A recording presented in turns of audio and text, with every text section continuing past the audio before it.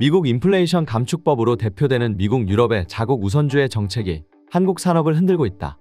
이미 제조업계는 수출에 영향을 받고 있다고 체감한다. 올 가을 들어 더 악화될 것이라 예측한다. 특히 자동차와 2차전지, 철강 등 소위 돈벌이 효자 산업이 불안하다. 여기에 중국 리스크도 껴들었다.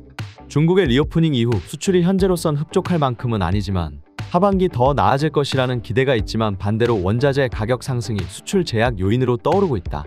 27일 여성경제신문 취재를 종합하면 미국과 유럽 등 공급망 리스크와 원자재 가격 상승으로 올 3분기 이후 대기업 수출 악화가 예고되고 있다. 이날 한국은행 조사국 지역경제조사팀이 발표한 중국 리오프닝과 공급망 리스크를 중심으로 수출기업 설문조사 결과에 따르면 미국, 유럽의 자국 우선 정책에 따라 이미 업체들이 수출에 영향을 받고 있다. 한은은 5월 11일부터 31일까지 전국 343개 제조업체를 대상으로 설문조사를 진행했다. 여기에는 대기업을 포함해 중견기업과 중소기업이 참여했다. 조사 대상 업체의 21.6%가 올 2분기까지 다소 부정적인 영향을 받았다고 응답했다. 산업별로는 정보기기, 자동차 및 부품, 2차전지, 반도체 등 업체가 영향을 받은 것으로 조사됐다.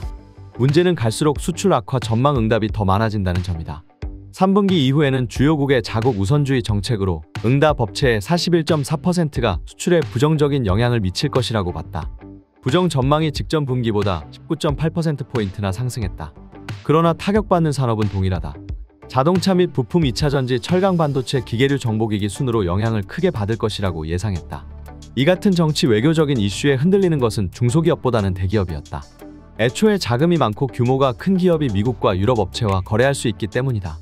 대기업은 현지 생산 확대 등을 통해 대비할 예정이라고 응답했고 중견기업을 포함한 중소기업은 대비할 필요성을 느끼지 못하거나 별도로 대비를 하고 있지 않다라고 과반수 넘게 응답했다. 이재원 하는 조사국 지역경제조사팀장은 여성경제신문과의 통화에서 작은 기업일수록 미국이나 유럽보다는 아세안 지역이나 중국을 노리는 경향이 있다라며 업종을 보면 자동차와 2차전지, 철강 등이 영향을 받는데 이는 거의 대기업이 영위하고 있는 사업이다라고 설명했다.